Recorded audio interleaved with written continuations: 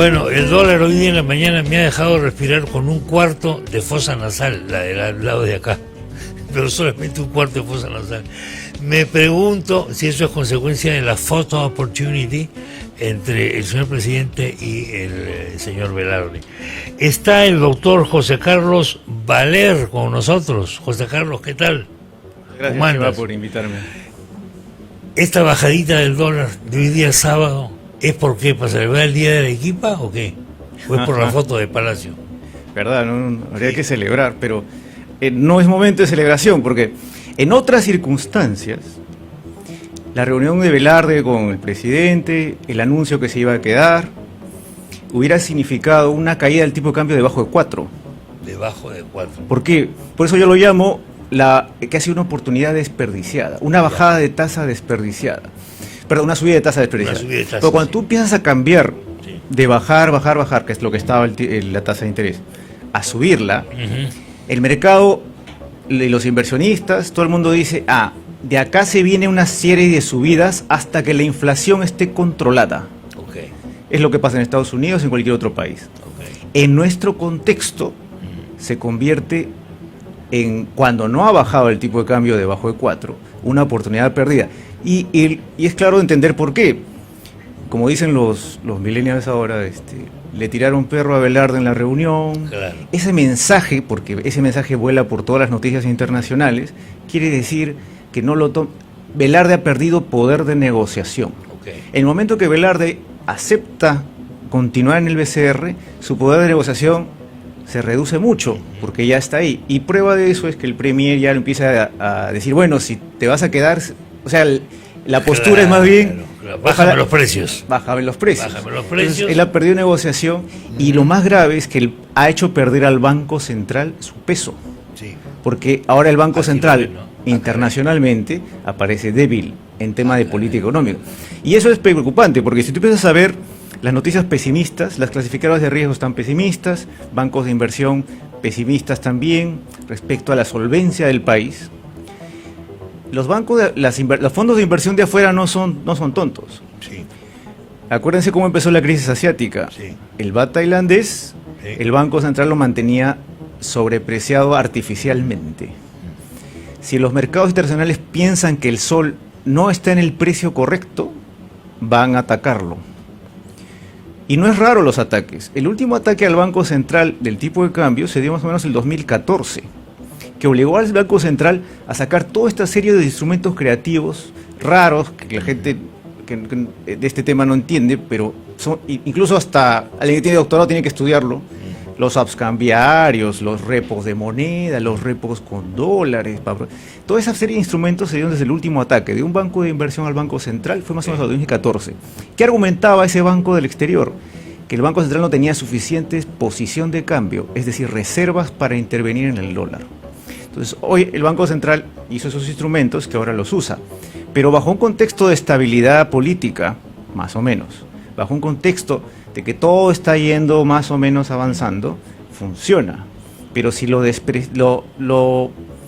quitas el peso moral al Banco Central, la influencia, y encima ya te están mirando con que este gasto que están prometiendo, que se viene, sí, va a ser excesivo, entonces las cuentas fiscales van a ajustarse y el mercado empieza a verlo de otra forma. O sea, que se haya quedado había bajado un poquitito el tipo de cambio, sí, es mala noticia, debió haber bajado mucho más. La política, esta maniobra última de las tasas de interés, ¿se puede ver como un intento del señor Velarde de reconciliarse con el régimen? Sí, es un intento de controlar. ¿De hacer relaciones públicas, digamos? Digamos, no. Era su último recurso subir la tasa. ¿Por qué? Porque cuando tú subes la tasa de interés en un país, subes el costo de financiamiento, okay, y frenas la inversión, sí, frenas el consumo. Es decir, la reactivación la demoras. Por eso Estados Unidos no sube la tasa, sí, porque sabe que apenas suba la tasa, el consumo se va a retraer, la inversión se va a retraer. Entonces el Banco Central Velarde ha usado una de sus últimas armas, que es la tasa de interés, porque el costo de esa subida de tasa va a ser para la gente de a pie, para la gente del pueblo, que ahora está tan de moda el pueblo, va a costarle una demora en recuperar el empleo que ha perdido durante la pandemia, una demora en reactivarse. Por eso el Banco Central lo último que usa en este momento sería subir la tasa. O sea, es una gran concesión que le ha hecho el Banco Central para tratar de contener al dólar y para evitar, y encima lo han ninguneado. Sí, porque esta subida del dólar ha tenido una repercusión política muy grande. Todo el mundo habla de esto. Claro, y entonces ha habido la necesidad de controlar el efecto político de esto. Claro, el efecto, la necesidad del gobierno y los gobiernos en general. Sí. Vemos el caso de Argentina, sí. Eso mueve muchas cosas, que más o menos es el escenario al que estaríamos yendo. Exactamente. Que es, tienes que tener al pueblo de tu lado. Sí. Subida de precios y tipo de cambio va contra tu popularidad. Entonces tienes que hacer todo lo posible para hacerlo. Entonces medidas como estas, sin sustento económico, yo le llamo idioteces económicas. Controlemos precios, controlemos el tipo de cambio, hablemos con el pollo estar escuchando en la mañana tu programa. Pollo, claro. Hablemos al pollo para que baje el precio. Claro. Eso económicamente no es viable, o sea, no puedes sacar una ley y evitar que suban los precios, ni el tipo de cambio, ni el pollo. Lo que vas a generar es un mercado negro. Sí. Vamos a regresar a los 80s. No, eso sería fatídico, porque lo que decíamos es que se quieren formar comisiones para ver por qué sube el pollo y cosas parecidas y por qué sube el dólar. Hay un sector del Congreso, un sector de Perú Libre, que está planteando directamente esta palabra mágica para algunas personas: control de los precios. Claro. Es decir, un inspector que vaya al mercado y que vea que se está especulando, abusando o no sé qué. Sí. Eso es una cosa cíclica. Siempre ocurre esto en el Perú, bueno, no solamente en el Perú, en todos estos países, en los países, ¿no? Populistas, ¿no? O sea, donde hay un gobierno populista es muy fácil decir, vamos a hacer tienes que decir que vas a hacer algo. Ya. Y la mayoría de gente no le puedes explicar que si tú pones un control de precios, lo que vas a generar son colas y acaparamiento, especulación, te esconden las cosas. Y eso pasa siempre. Entonces, después de pasa en toda América Latina eso constantemente. Es el populismo moderno, ¿no? Entonces, cuando los inversionistas ven eso, por eso no baja el tipo de cambio. Sí. Están yendo por mal lado, mal sitio. Controlar de precios es... Ahora, constitucionalmente no puede, pues la Constitución lo prohíbe. No puede, pues. Claro, pero por eso la relevancia del cambio de Constitución económicamente sube en importancia. ¿Por qué? Porque, claro, si cambias eso, cambias todo. Entonces ya puedes intervenir precios, ya puedes... Sería una maravilla, ¿no? Entonces, el pollo se abarata constitucionalmente. Claro. Entonces... Claro, con papas fritas. Pero es una falacia, porque en realidad el pollo sigue subiendo en la calle. Imagínate. Y si quieres vas a salir a comprar, como ahora aceite, ya no hay aceite suficiente, están controlando. Vamos a escuchar, si te parece, un instante, algunas de las cosas que ha dicho el presidente del Consejo de Ministros, Guido Bellido, porque yo creo que de alguna manera es el marco económico que más o menos estaría manejando el gobierno. Vamos a escucharlo un instante, por favor. Crear un fondo de compensación para garantizar el gas doméstico, el gas licuado de petróleo a precios accesibles para la población. Entendemos que para el siguiente Consejo de Ministros ya se va a estar aprobando los dispositivos correspondientes para que por fin nuestras amas de casa, quienes más son golpeados con esta incesante alza del gas licuado de petróleo, puedan tener tranquilidad en la casa. Por otra parte, facilitar bajo un criterio distinto para que cada hermano que ha sido golpeado también por esta pandemia pueda recibir un estímulo. Antes se llamaba bono, pero ahora va a tener un enfoque distinto que se está trabajando y esperamos que el próximo Consejo de Ministros también ya podemos aprobar y nuestros hermanos ya puedan ver el apoyo directo del gobierno en sus bolsillos. Bueno, quizás a los más jóvenes esto les parezca novedoso, a mí no tanto, porque yo he visto varios paquetazos, varios mensajes del ministro de Economía, etcétera, etcétera, varias subidas de precios siderales, No. Claro, no. Entonces y he visto la especulación, he visto la cosa, cuando quieres tú controlar los precios es el resultado inmediato. No, y la inflación va a seguir subiendo, Sí. incluso más rápido. Claro. Si ponen no van a poder ponerlo mientras, porque no se puede legalmente, pero apenas ponga el tipo de cambio va a volar, el tipo de los precios del pollo y todo eso va a seguir subiendo porque va a especular. La inflación es lo que quienes más daña es a los más pobres. Siempre. Los más pobres. Es verdad. Sí, pero te das cuenta, y para la gente que nos ve, cada vez que escuchen que un político habla en forma pasiva, en verbo pasivo, es decir, se va a constituir, no dice, se va a regular se va a revisar. Esa forma pasiva de hablar es un truco del político, porque no te dice cómo lo va a hacer. Se va a hacer, el precio se va a controlar, no te dice cómo. Si tú preguntas cómo bajarías el precio del gas, ¿por qué el gas ha subido? Ha sido un tema logístico, se malogra la planta esta de licuefacción de Melchorita y han tenido que importar gas a precios internacionales. Y para variar, el gas ha subido 80% durante la pandemia. Entonces, obviamente, el precio del gas va a estar en las casas carísimo porque lo estás comprando de afuera caro. ¿Qué hace un país que sabe planificar? ¿Qué debe haber hecho los últimos dos gobiernos? Tengo una sola planta de licuefacción en todo el país. Si alguien le mete una bomba, si se malogra, que es lo que ha pasado, todo el país va a sufrir escasez de gas y el precio va a volar. ¿Qué hace un país normal? Tiene o construye una segunda planta de reserva, un backup, una medida de seguridad, que todos los empresarios saben que tienen un backup del tema, o recurre a los mercados financieros, donde tú puedes negociar a futuro los precios. Entonces, como gobierno, siempre tienes que tener un stock de gas comprado a precios decentes para que aguante lo que se malograría una planta un mes, tal vez 2 meses. Tú ya tienes prepactados futuros de gas al precio que más o menos puedes tolerar. Y eso lo vas renovando conforme, y es una estrategia financiera que te permite frenar un alza de precios por esos problemas. ¿Quién habla de eso? En el Ministerio de Energía y Minas, ¿a quién se le ha ocurrido? Me refiero a los dirigentes, a los directores, viceministros, no a los empleados.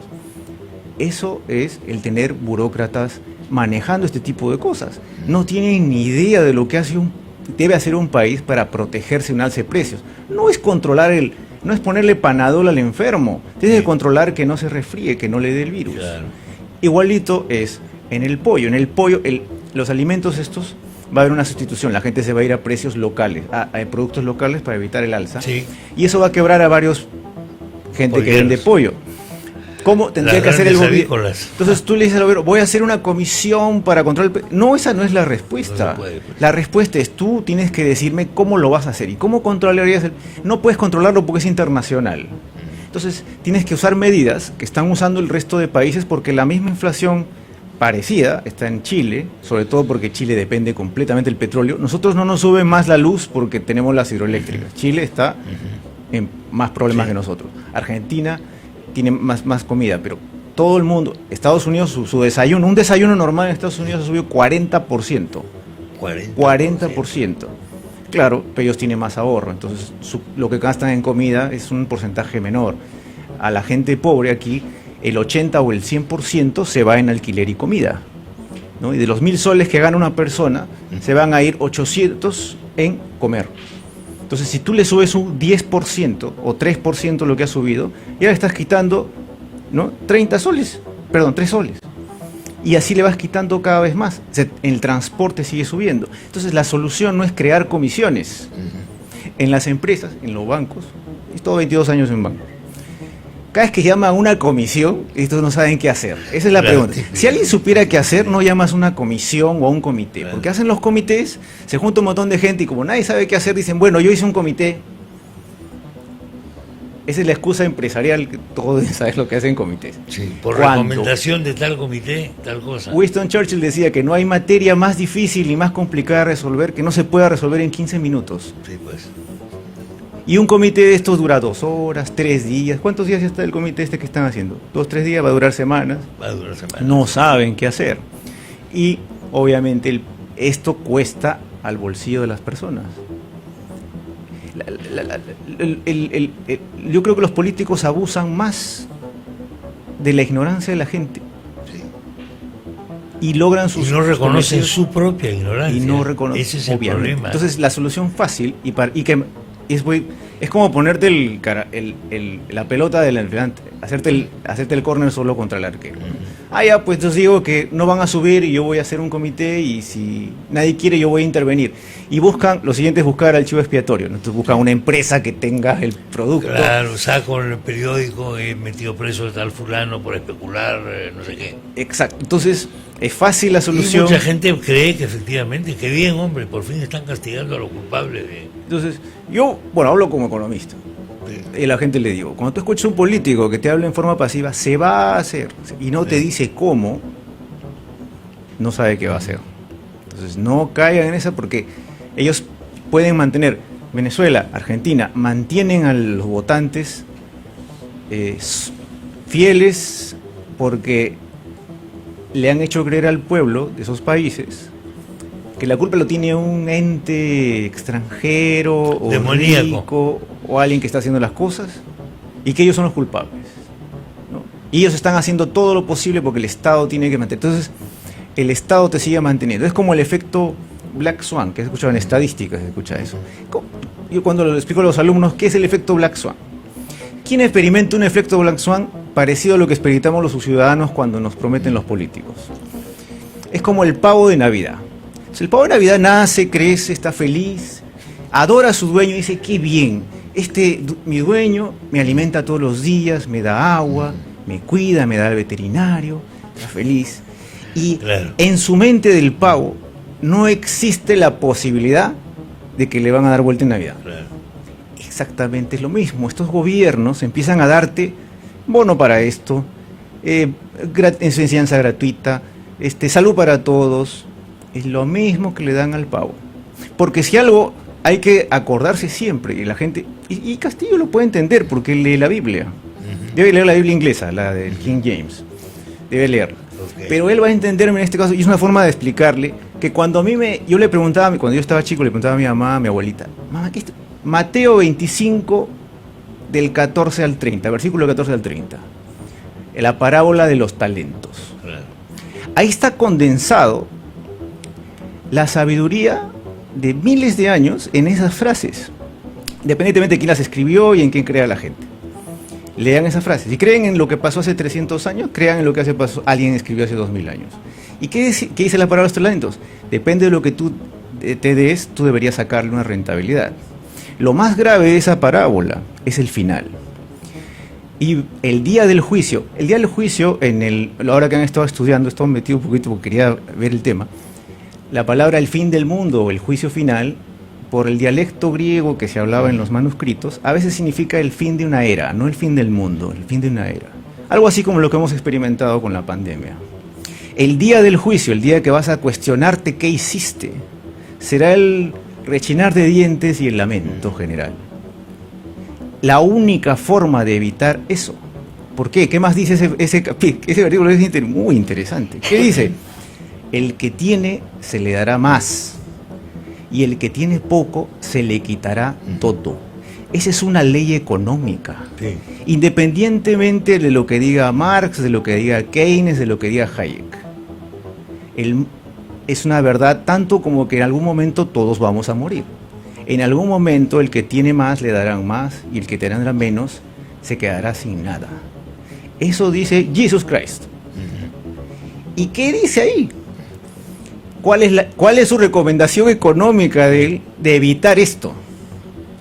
Cuando yo te dé un talento, tienes que hacerlo crecer.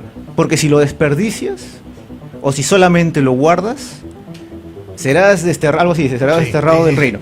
Y lo peor de eso es que los gobiernos populistas hacen exactamente lo que Jesus Christ en la Biblia decía que estaba condenado, que es agarrar los bienes naturales, las riquezas del país y gastárselas en fiestas y con diversión y vino. ¿Qué es lo que este gobierno está diciendo? Sí. Gastémonos todo lo que está en el recurso natural. Claro. Nadie habla esa plata. ¿Sabes? Es que, ¿sabes qué? Hay el mito de que los recursos naturales son inagotables. de que el Perú es inmensamente rico, sí, y de que los estados no quiebran nunca. Pero son eternos. Pero ese mito mira, se resuelve fácil. Gracias, Sute, por nunca haberme enseñado esto. Yo lo he tenido que averiguar. Claro. Cuando yo estudiaba esto de Sute. ¿Cuál es el mito? ¿Cuánto crees que tenemos en cobre si lo vendiéramos todo nuestro cobre hoy día? Son más o menos 280.000 millones de dólares. Yo lo he estimado. 280.000 millones de dólares. ¿Cuánto nos toca por persona? Per cápita. Somos más o menos 8.000 dólares. Pero 8.000 dólares. No cuenta el costo de sacarlo, porque no, alguien claro que tiene no, que sacarlo. Claro que no. Eso es con una varita mágica. Si le quitas eso, sí, nos quedamos con 5.000 dólares por peruano, para los 33 millones de dólares. Eso es la riqueza del país, 5.000 dólares por peruano, y no queda más. Entonces, pero ese mito es, el mito lo entiendo porque el ser humano quiere siempre tener ilusiones. Sí, y chequenlo contra las informaciones del Banco Mundial. El Banco Mundial le suma al cobre, que es lo que yo he calculado, le sube el oro, otras cosas, todos los bienes del subsuelo, y el Banco Mundial llega a 11.000 dólares por cabeza. Claro. Sin costos. Sin costos, claro. Con 11.000 dólares no nos alcanza para comprarnos ni un carro. Hagamos un día un programa, si eres tan amable de venir de nuevo, sobre el costo del país, sobre el costo de las cosas. ¿Cuánto cuestan los departamentos? ¿Cuánto cuesta, etcétera? Para saber efectivamente si en este momento lo que tenemos acá, que llamamos Perú, se reparte entre todos los ciudadanos, ¿cuánto nos caería cada uno? Es importante eso. Porque para que te vea si realmente qué tan para ricos medir, somos. Para ver qué tan ricos somos. Y la historia de los talentos cobra relevancia. Claro. ¿Qué estás haciendo con eso? Esa es la pregunta del millón. Vamos a tratarlo la próxima semana con tu venia. Y no te diré que te voy a dar un puñado de talentos acá, en una bolsa, pero un café por lo menos sí le deberíamos haber dado al doctor, ¿no? Un café pasadito. Pollo no. Café nomás. Muchas gracias, José Carlos. No, es muy amable. Muchas gracias.